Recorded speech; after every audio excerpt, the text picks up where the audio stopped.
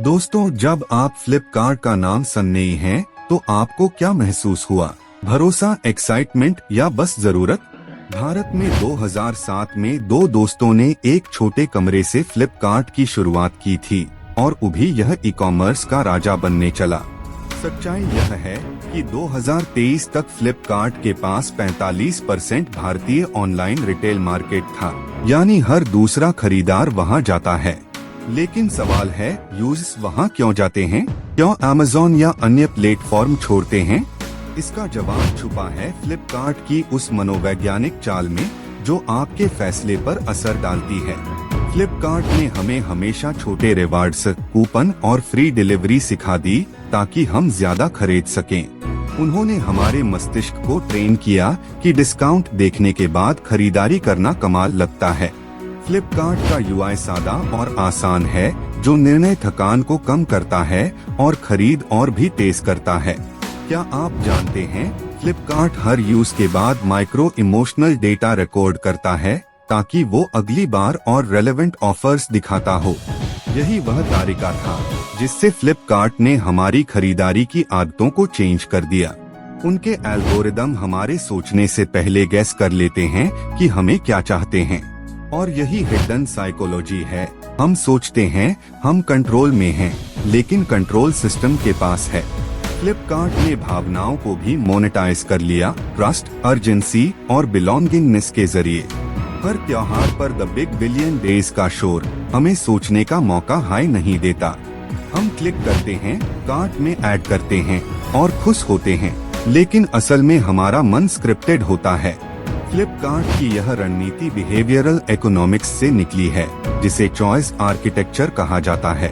Choice architecture का मतलब है यूजर को वही दिखाओ जो वो देखना चाहते हैं। उन्हें बिलीव दिलाओ कि वे खुद चुन रहे हैं, जबकि दरअसल उन्हें कैंड डिसीजंस दिए गए हैं, और यही दिमाग पर असर डालता है। डोपामाइन रिलीज होता है और हम और क्लिक करते ही हैं। लेकिन ट्विस्ट ये है, फ्लिपकार्ट केवल प्रोडक्ट्स नहीं बेच रहा, वो मानव व्यवहार सीख रहा है। हर स्क्रॉल, हर टैप, हर लिंगर्ड सेकंड डेटा बन जाता है जो लाखों डिसीजंस शेप करता है। यही वजह है कि उनके बैनर और नोटिफिकेशन परफेक्टली टाइम पे अपीयर होते हैं।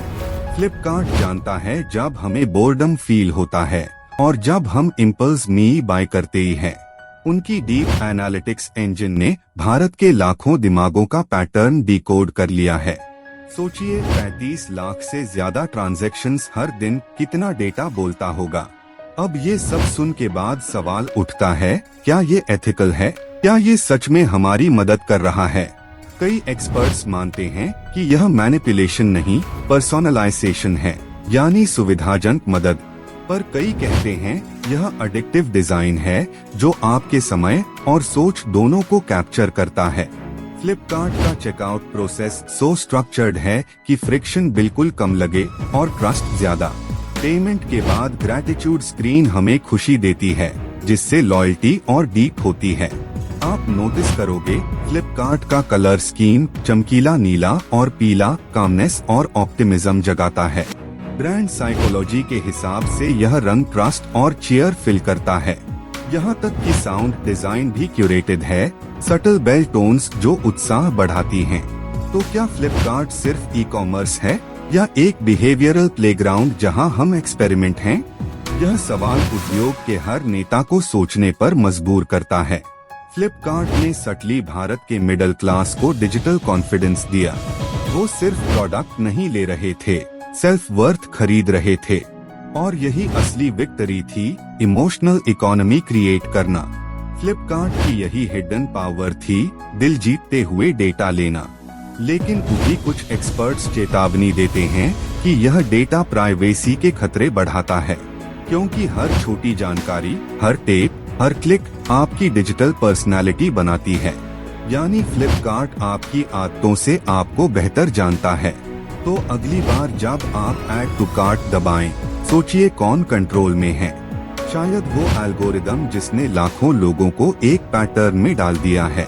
फ्लिपकार्ट का हिडन साइकोलॉजी सिर्फ मार्केटिंग नहीं, मानवीय भावनाओं की कहानी है। और दोस्त, यही साइकोलॉजी ही है जिसने भारत के डिजिटल बाजार को नया अध्याय दिया। इस कहानी से हमें सिखाती मिली कि हर क्लिक के पीछे एक भावना जुड़ी है। फ्लिपकार्ट की जीनियस यही थी, ह्यूमंस को डेटा में नहीं, इमोशंस में बदलना। और आज भी यह एक्सपेरिमेंट जारी है। जब आप हैं, फ्लिपकार्ट सीखता है। जब फ्लिपकार्ट सीखता है, वो मार्केट चेंज करता है। यही वो साइकिल है जो हर दिन भारत के करोड़ों ट्रांजैक्शंस को इन्फ्लुएंस करती है। अगर फ्लिपकार्ट एक किताब होती तो उसका नाम होता साइकोलॉजी ऑफ बाइंग इंडिया, क्योंकि यह कहानी लॉजिक और इमोशन दोनों को जोड़ती है। फ्लिपकार्ट ने बाजार को सिर्फ डिजिटल नहीं किया, उसे मानवीय बनाया। और यही सबसे बड़ा चेंज था, humans in data, data in humans. Flipkart ने हमें दिखाया कि व्यापार सिर्फ बिक्री नहीं, समझ का खेल है। और जब तक हम सीखते रहेंगे, ये खेल हमारे साथ चलता रहेगा। ये कहानी अभी खत्म नहीं हुआ, क्योंकि हर नया यूजर एक नया एक्सपेरिमेंट है।